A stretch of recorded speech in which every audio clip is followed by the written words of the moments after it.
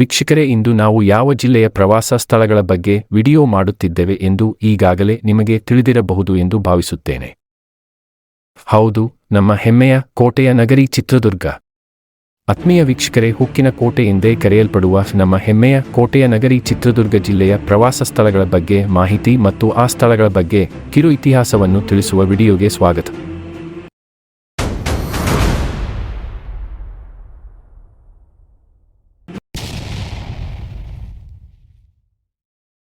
ಚಿತ್ರದುರ್ಗ ಕೋಟೆಯ ಇತಿಹಾಸ. ಚಿತ್ರದುರ್ಗ ಕೋಟೆಯು ಪರ್ವತ ಮತ್ತು ಬೆಟ್ಟಗಳ ಮೂಲ ಕಲ್ಲಿನ ರಚನೆಗಳನ್ನು ಉಳಿಸಿಕೊಂಡು ಕೋಟೆಯನ್ನು ಬುದ್ಧಿವಂತಿಕೆಯಿಂದ ನಿರ್ಮಿಸಲಾಗಿದೆ. ಅದರಿಂದ ಈ ಕೋಟೆಗೆ 7 ಸುತ್ತಿನ ಕೋಟೆ ಎಂಬ ಪ್ರಖ್ಯಾತಿಗೆ ಪಾತ್ರವಾಗಿದೆ. ಮತ್ತು ಸಿಡಿಲಿಗೂ ಮಳೆಗೂ ಜಗ್ಗದ ಉಕ್ಕಿನ ಕೋಟೆ ಎಂಬ ಹಿರಿಮೆಯ ಗರಿ ಚಿತ್ರದುರ್ಗದ ಕೋಟೆಯ ಬೆಟ್ಟಗಳಿಗೆ ಇವೆ. ಚಿತ್ರದುರ್ಗವು ಬೆಟ್ಟಗಳಿಂದ ಕೋಟೆ ನಿರ್ಮಾಣವಾಗಿರುವುದರಿಂದ ಈ ನಗರವನ್ನು ನಮಗೆಲ್ಲ ತಿಳಿದಿರುವ ಹಾಗೆ ಕೋಟೆ ನಗರಿ ಎಂದು ಸಹ ಕರೆಯುತ್ತಾರೆ. ಮತ್ತು ಹಲವಾರು ಇತಿಹಾಸಕಾರರು ಚಿತ್ರದುರ್ಗವನ್ನು ಗಿರಿದುರ್ಗ ಮತ್ತು ಜಲದುರ್ಗ ಮತ್ತು ವನದುರ್ಗ ಎಂದು ಉಲ್ಲೇಖಿಸಿದ್ದಾರೆ. ಚಿತ್ರದುರ್ಗವು ತನ್ನ ಕೋಟೆಯನ್ನು ಬೆಟ್ಟದಲ್ಲಿ ನಿರ್ಮಾಣ ಮಾಡಿದ್ದಲ್ಲದೆ ಜಲದಲ್ಲಿ ಯುದ್ಧ ತಂತ್ರಕ್ಕೆ ಅನುಗುಣವಾಗಿ ಜಲದಿಂದ ತನ್ನ ಕೋಟೆಯನ್ನು ಸುತ್ತಮುತ್ತ ಕಂದಕವನ್ನು ನಿರ್ಮಿಸಿದ್ದರು ಹಾಗೂ ಆ ಕಂದಕದಲ್ಲಿ ವಿಷದ ಹಾವುಗಳನ್ನು ನೀರಿನಲ್ಲಿ ಬಿಟ್ಟಿರುತ್ತಾರೆ. ಕೋಟೆಯನ್ನು ಪ್ರವೇಶಿಸುವ ಮೊದಲು ಈ ಕಂದಕದಲ್ಲಿ ಇರುವ ವಿಷಪೂರಿತ ಹಾವುಗಳ ಕಡಿತಕ್ಕೆ ಸಿಕ್ಕಿ ಅಲ್ಲೇ ಸಾವನ್ನು ಅಪ್ಪುತ್ತಾರೆ. ಇಂತಹ ಅದ್ಭುತ ಚರಿತ್ರೆಯು ಚಿತ್ರದುರ್ಗ ಕೋಟೆಯನ್ನು ಯುದ್ಧ ತಂತ್ರಕ್ಕೆ ಅನುಗುಣವಾಗಿ ನಿರ್ಮಿಸಿದ ಕೋಟೆಯಾಗಿ ತನ್ನ ರಚನೆ ವಿನ್ಯಾಸದಿಂದ ಗುರುತಿಸಿಕೊಂಡಿದೆ.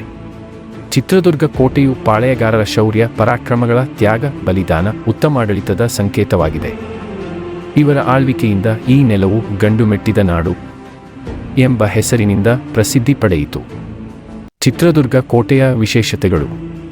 ಈ ಚಿತ್ರದುರ್ಗ ಕೋಟೆಯಲ್ಲಿ ಸರಿಸುಮಾರು 38 ಹಿಂಭಾಗದ ಪ್ರವೇಶದ್ವಾರಗಳು, 19 ಅಗಸೆ ಬಾಗಿಲುಗಳು, 35 ಕಳ್ಳಕಿಂಡಿಗಳು, 4 ಗುಪ್ತದ್ವಾರ ಮಾರ್ಗಗಳು ಹಾಗೂ ಹಲವಾರು ಕುಡಿಯುವ ನೀರಿನ ಹೊಂಡಗಳು ಮತ್ತು ಸುಮಾರು 2000 ವೀಕ್ಷಣಾಗೋಪುರಗಳು, ಮುರುಘಾಶ್ರೀ ಮಠ, ಒನಕೆ ಒಬ್ಬವನ ಕಿಂಡಿ, ದಾಸ್ತನು ಶೇಖರಣಾ ಕಣಜಗಳು, ಎಣ್ಣೆಕೊಳಗಳು, ಗರಡಿಮನೆ, 40 ಅಡಿ ಎತ್ತರದ ಉಯ್ಯಾಲೆ ಕಂಬ, ಪಹರೆ ಗೃಹಗಳು, ಬಂದೂಕು ಕಿಂಡಿಗಳು, ಸೈನಿಕ ಗೃಹಗಳು ಮುಂತಾದ 100 ಸ್ಮಾರಕಗಳನ್ನು ಹೊಂದಿರುವ ಚಿತ್ರದುರ್ಗ ಕೋಟೆ ಭಾರತದ ಅತಿದೊಡ್ಡ ಕೋಟೆಗಳಲ್ಲಿ ಒಂದಾಗಿದೆ. ಈ ಚಿತ್ರದುರ್ಗ ಕೋಟೆಯಲ್ಲಿ ಹಲವಾರು ಜನಪ್ರಿಯ ದೇವಾಲಯಗಳು ಹಾಗೂ ರಾಜವಂಶಸ್ಥರ ಮನೆ ದೇವರ ಹಲವಾರು ದೇವಾಲಯಗಳನ್ನು ಕೋಟೆಯ ಒಳಗೆ ಕಾಣಬಹುದು. ಸಂಪಿಗೆ ಸಿದ್ದೇಶ್ವರ, ಹಿಡಿಂಬೇಶ್ವರ, ಏಕನಾಥೇಶ್ವರಿ, ಆಂಜನೇಯ, ಗಣೇಶ ಮತ್ತು ಬಸವ ಮುಂತಾದ ಹಲವಾರು ದೇವಾಲಯಗಳನ್ನು ಕೋಟೆಯ ಒಳಭಾಗದಲ್ಲಿ ಕಾಣಸಿಗುತ್ತವೆ. ಹಿಡಿಂಬೇಶ್ವರ ದೇವಸ್ಥಾನದಲ್ಲಿ ದೊಡ್ಡ ಮೂಳೆಯ ತುಂಡನ್ನು ಇರಿಸಲಾಗಿದೆ ಮತ್ತು ಅದನ್ನು ಹಿಡಂಬಾಸುರನ ರಾಕ್ಷಸನ ಹಲ್ಲು ಎಂದು ನಂಬಲಾಗಿದೆ. ಪುರಾಣಗಳ ಪ್ರಕಾರ ಚಿತ್ರದುರ್ಗವು ಪಾಂಡವರ ಕಾಲದಲ್ಲಿ ಹಿಡಿಂಬವನವಾಗಿ ಗುರುತಿಸಿಕೊಂಡಿದೆ. ಇದಕ್ಕೆ ಸಾಕ್ಷಿಯಾಗಿ ಚಂದ್ರವಳ್ಳಿಯಲ್ಲಿ ಪಂಚಪಾಂಡವರು ಸ್ಥಾಪಿಸಿದ ಪಂಚಲಿಂಗಗಳನ್ನು ಈ ಗುಹೆಯ ಬಳಿ ಕಾಣಸಿಗುತ್ತದೆ.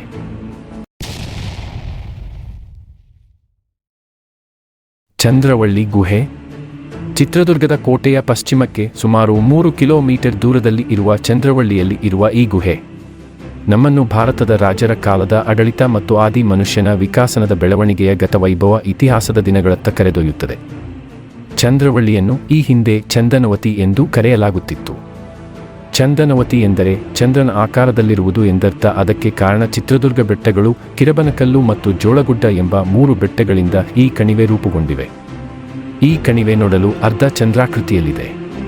ಅದರಿಂದ ಈ ಪ್ರದೇಶಕ್ಕೆ ಚಂದನವತಿ ಅಥವಾ ಚಂದ್ರವಳ್ಳಿ ಎಂಬ ಹೆಸರು ಬಂದಿದೆ. ಈ ಚಂದ್ರವಳ್ಳಿ ಗುಹೆ ಸಮುದ್ರ ಮಟ್ಟದಿಂದ ಸುಮಾರು 80 ಅಡಿ ಆಳದಲ್ಲಿ ಇದೆ. ಚಂದ್ರವಳ್ಳಿಯ ಉತ್ಖನನದ ವೇಳೆ ಇಲ್ಲಿ ಸಿಕ್ಕಿರುವ ಸಾಕಷ್ಟು ಅಪರೂಪದ ವಸ್ತುಗಳು ನಮ್ಮ ಸಾಂಸ್ಕೃತಿಕ ಸಿರಿವಂತಿಕೆ, ಪರಂಪರೆಗೂ ನಮ್ಮ ಪೂರ್ವಜರ ಇತಿಹಾಸವನ್ನು ತಿಳಿಯಲು ಸಾಕ್ಷಿಯಾಗಿದೆ. ಉತ್ಖನನದ ವೇಳೆ ಇಲ್ಲಿ ಸಿಕ್ಕ ನೂತನ ಶಿಲಾಯುಗದ ಮಡಿಕೆ, ಶಾತವಾಹನರಿಗೆ ಸೇರಿದ ಸೀಸದ ನಾಣ್ಯಗಳು, ರೋಮನ್ ಬೆಳ್ಳಿ ನಾಣ್ಯಗಳು ಮತ್ತು ಚಿನ್ನ, ಬೆಳ್ಳಿ ಮತ್ತು ತಾಮ್ರದ ಆಭರಣಗಳು ಇಲ್ಲಿ ಪತ್ತೆಯಾಗಿವೆ. ಇಲ್ಲಿ ನೂತನ ಶಿಲಾಯುಗ ಕಾಲದ ಚಕ್ರ, ಗೋಳಾಕಾರದ ಮಣಿಗಳು, ಕಪ್ಪು ಮತ್ತು ಕೆಂಪು ಬಣ್ಣದ ವಸ್ತುಗಳು, ಕಬ್ಬಿಣದ ಸಾಮಗ್ರಿಗಳು ಈ ಕಣಿವೆಯಲ್ಲಿ ಸಿಕ್ಕಿದ್ದಾಗಿ ಇಲ್ಲಿ ದಾಖಲೆಗಳು ಇದೆ. ಕರುನಾಡಿನಲ್ಲಿ ಕನ್ನಡ ಸಾಮ್ರಾಜ್ಯವನ್ನು ಕಟ್ಟಿದ ಮೊದಲ ಕನ್ನಡ ಸಾಮ್ರಾಜ್ಯದ ಸಂಸ್ಥಾಪಕ ಕದಂಬ ವಂಶದ ಮಯೂರಶರ್ಮನ ಶಿಲಾಶಾಸನವಿದೆ. ಮಯೂರನ ಕಾಲದ ಶಾಸನವೊಂದು ಹುಲೆಗೊಂದಿ ಸಿದ್ದೇಶ್ವರ ಸ್ವಾಮಿ ದೇವಸ್ಥಾನದ ಪಕ್ಕದ ಬಂಡೆಯಲ್ಲಿ ಕಾಣಬಹುದು. ಚಂದ್ರವಳ್ಳಿ ಗುಹೆಯ ಒಳಗೆ ಹೋಗಲು ಗೈಡ್ಗಳ ಅಥವಾ ಈ ಗುಹೆಯ ಬಗ್ಗೆ ಸರಿಯಾದ ಮಾಹಿತಿ ಹೊಂದಿರುವವರ ಸಹಾಯದಿಂದ ಗುಹೆಯೊಳಗೆ ಹೋಗುವುದು ಕೂಡ ಬಹಳ ಒಳ್ಳೆಯದು. ಯಾಕೆಂದರೆ ಗುಹೆಯಲ್ಲಿ ಹಲವಾರು ದಾರಿಗಳು ಇವೆ. ದಾರಿ ತಪ್ಪಿದ್ದರೆ ಹೊರಬರುವುದು ಕಷ್ಟ ಸಾಧ್ಯ ಹಾಗೂ ಗುಹೆಯಲ್ಲಿ ಯಾವುದೇ ರೀತಿಯ ಬೆಳಕಿನ ವ್ಯವಸ್ಥೆ ಇಲ್ಲದಿರುವುದರಿಂದ ತಿಳಿದವರ ಜೊತೆ ಹೋಗುವುದು ಸೂಕ್ತ. ಈ ಗುಹೆಯನ್ನು ಮೊದಲು ನಂದಿದ್ವಾರದ ಮೂಲಕ ಈ ಗುಹೆಯನ್ನು ಪ್ರವೇಶಿಸಬೇಕು.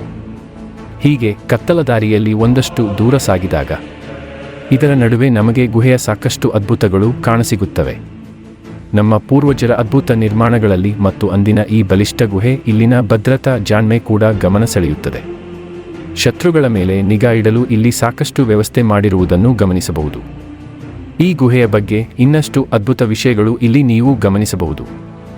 ರಾಜರು ಕುಳಿತು ಗುಪ್ತ ಸಮಾಲೋಚನೆ ಮಾಡುತ್ತಿದ್ದ ಜಾಗ, ಶತ್ರುಗಳ ಚಲನವಲನಗಳನ್ನು ಗಮನಿಸುತ್ತಿದ್ದ ವ್ಯವಸ್ಥೆ, ರಾಜರ ಸುರಕ್ಷತೆಗಾಗಿ ಇದ್ದ ರಹಸ್ಯ ಕೋಣೆಗಳು, ಸ್ನಾನಗೃಹ, ನೀರಿನ ತೊಟ್ಟಿ, ಮಂಚ, ಶಿವಲಿಂಗವನ್ನು ಈ ಗುಹೆಯಲ್ಲಿ ಕಾಣಸಿಗಬಹುದು. ಈ ಗುಹೆಯಲ್ಲಿ ಎಲ್ಲವೂ ಇಲ್ಲಿ ಸುಂದರ. ಈ ಅದ್ಭುತ ಸೃಷ್ಟಿಯ ಹಿಂದೆ ನಮ್ಮ ಪೂರ್ವಜರ ಜಾಣ್ಮೆಯ ಎಂಜಿನಿಯರಿಂಗ್ ಕೌಶಲ್ಯವನ್ನು ಕಾಣಬಹುದು.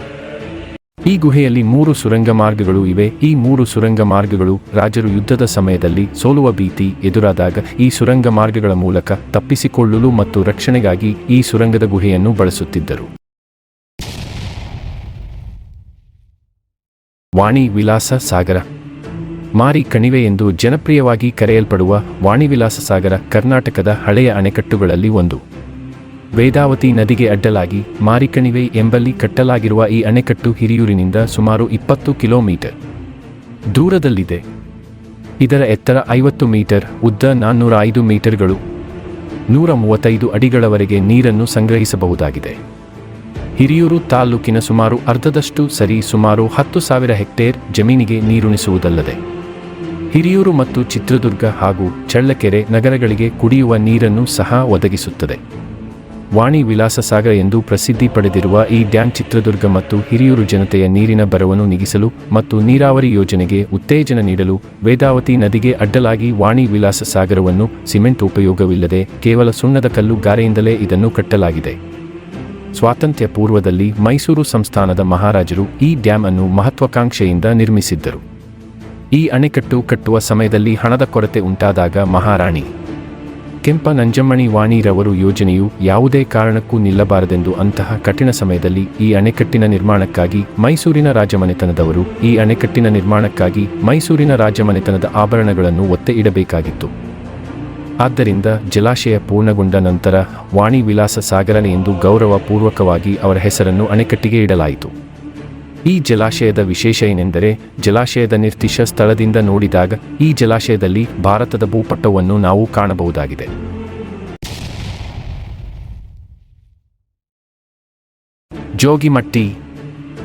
ಜೋಗಿಮಟ್ಟಿ ಬರದ ನಾಡೆಂಬ ಹಣೆಪಟ್ಟಿ ಕಟ್ಟಿಕೊಂಡಿರುವ ಕೋಟೆನಾಡಿನ ಪಕ್ಕದಲ್ಲಿ ಊಟಿಯ ವಾತಾವರಣವನ್ನೇ ನೆನಪಿಸುವ ತಾಣ ಇದಾಗಿದೆ. ಜೋಗಿಮಟ್ಟಿ ಕರ್ನಾಟಕ ರಾಜ್ಯ ಚಿತ್ರದುರ್ಗ ಜಿಲ್ಲೆಯ ಗಿರಿಧಾಮ ಮತ್ತು ಅರಣ್ಯ ಪ್ರದೇಶವಾಗಿದೆ. ಈ ಪ್ರದೇಶವು ಚಿತ್ರದುರ್ಗ ನಗರದಿಂದ ದಕ್ಷಿಣಕ್ಕೆ 10 ಕಿಲೋಮೀಟರ್ ದೂರದಲ್ಲಿದೆ. ಜೋಗಿಮಟ್ಟಿ ಜಿಲ್ಲೆಯು ಅತಿ ಎತ್ತರದ ಸ್ಥಳವಾಗಿದ್ದು ಸಮುದ್ರ ಮಟ್ಟದಿಂದ ಸುಮಾರು 3,803 ಅಡಿ ಎತ್ತರದಲ್ಲಿದೆ.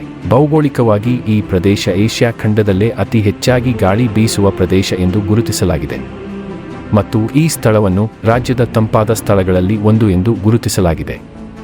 ಈ ಮೀಸಲು ಅರಣ್ಯ ಪ್ರದೇಶವು ಚಿತ್ರದುರ್ಗ, ಹೊಳಲ್ಕೆರೆ ಮತ್ತು ಹಿರಿಯೂರು ತಾಲೂಕುಗಳಲ್ಲಿ 10,048.97 ಹೆಕ್ಟೇರ್ ಆವರಿಸಿರುತ್ತದೆ. ಜೋಗಿಮಟ್ಟಿ ಅರಣ್ಯದಲ್ಲಿ ಹೊನ್ನೆ, ತೇಗ, ದಿಂಡುಗ, ಶ್ರೀಗಂಧ, ಬೀಟೆ, ಬಿದಿರು, ಜಾಲಿ, ನೆಲ್ಲಿ, ಹೊಂಗೆ ಹಾಗೂ ಇನ್ನೂ ಹಲವಾರು ರೀತಿಯ ಹಣ್ಣು, ಹಂಪಲು ಮತ್ತು ಗಿಡ ಮರಗಳಿವೆ. ಅಲ್ಲದೆ 250ಕ್ಕೂ ಹೆಚ್ಚು ಔಷಧೀಯ ಸಸ್ಯಗಳನ್ನು ಜೋಗಿಮಟ್ಟಿಯಲ್ಲಿ ಗುರುತಿಸಲಾಗಿದೆ. ಹಾಗೂ ಈ ಅರಣ್ಯದಲ್ಲಿ ಚಿರತೆ, ನವಿಲು, ಕರಡಿ, ಕಾಡು ಬೆಕ್ಕು, ಕಾಡು ಹಂದಿ, ಕಾಡುಕುರಿ, ಕೃಷ್ಣಮೃಗ, ಜಿಂಕೆ, ಮುಳ್ಳುಹಂದಿ, ಚಿಪ್ಪುಹಂದಿ, ಮೊಲ, ನರಿಯಂತಹ ಕಾಡು ಪ್ರಾಣಿಗಳಿಗೆ ಆವಾಸ ಸ್ಥಾನ ಇದಾಗಿದೆ.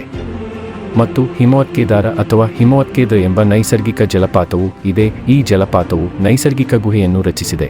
ಅದರಲ್ಲಿ ಶಿವಲಿಂಗ ಇದೆ. ಇಲ್ಲಿ ಬಸವಣ್ಣನ ಬಾಯಿಯಿಂದ ನೀರು ಬರುತ್ತದೆ. ಈ ನಯನ ಮನೋಹರ ದೃಶ್ಯವನ್ನು ನೋಡುವುದೇ ಕಣ್ಣುಗಳಿಗೆ ಹಬ್ಬ.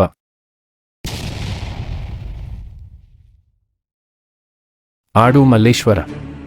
ಜೋಗಿಮಟ್ಟಿಗೆ ಹೋಗುವ ಹಾದಿಯಲ್ಲಿ 3 ಕಿಲೋಮೀಟರ್ ಕ್ರಮಿಸಿದರೆ ಆಡು ಮಲ್ಲೇಶ್ವರ ದೇವಾಲಯವಿದೆ. ಇದರ ಎದುರಿನಲ್ಲೇ ದೊಡ್ಡದಾದ ಪುಷ್ಕರಣಿ ಇದೆ. ಅರಣ್ಯ ಇಲಾಖೆಯವರು ಪ್ರವಾಸಿಗರಿಗಾಗಿ ಕಿರುವನ ಮತ್ತು ಚಿಕ್ಕದೊಂದು ಪ್ರಾಣಿ ಸಂಗ್ರಹಾಲಯ ನಿರ್ಮಿಸಿದ್ದಾರೆ. ಈ ಪ್ರದೇಶಗಳಿಗೆ ತೆರಳಲು ಸ್ವಂತ ವಾಹನದಲ್ಲೇ ಹೋಗಬೇಕು, ಏಕೆಂದರೆ ಇಲ್ಲಿಗೆ ಯಾವುದೇ ವಾಹನ ಸೌಲಭ್ಯವಿರುವುದಿಲ್ಲ. ಈ ಚಿಕ್ಕ ಪ್ರಾಣಿ ಸಂಗ್ರಹಾಲಯದಲ್ಲಿ 3 ದೊಡ್ಡ ಹಾಗೂ ಮರಿ ಚಿರತೆ, ಕರಡಿ, ನರಿ, ಹೆಬ್ಬಾವು, 30 ಜಿಂಕೆ ಹಾಗೂ ಸಾರಂಗ ನವಿಲು, 30 ಪಾರಿವಾಳ, ಏಮು ಪಕ್ಷಿ, ಗಿಳಿ, ಮೊಸಳೆ, ಕಲ್ಲು ಆಮೆ ಸೇರಿದಂತೆ ಇನ್ನಿತರೆ ಪ್ರಾಣಿ ಪಕ್ಷಿಗಳಿವೆ. ಚಿತ್ರದುರ್ಗ ಜಿಲ್ಲೆಯ ಇತರೆ ಪ್ರವಾಸಿ ಸ್ಥಳಗಳು. ದಕ್ಷಿಣ ಕಾಶಿ ಶ್ರೀ ತೇರುಮಲ್ಲೇಶ್ವರ ದೇವಸ್ಥಾನ ಸುಮಾರು 700 ವರ್ಷ ಸುದೀರ್ಘ ಇತಿಹಾಸವನ್ನು ಹೊಂದಿದೆ. ಶ್ರೀ ಮುರುಘರಾಜೇಂದ್ರ ಮಠ ಮತ್ತು ಮುರುಘರಾಜೇಂದ್ರ ಮಠದ ಉದ್ಯಾನವನ, ಶ್ರೀ ಕ್ಷೇತ್ರ ನಾಯಕನಹಟ್ಟಿ ಸ್ವಾಮಿಯ ದೇವಸ್ಥಾನ, ಗಾಯತ್ರಿ ಜಲಾಶಯ,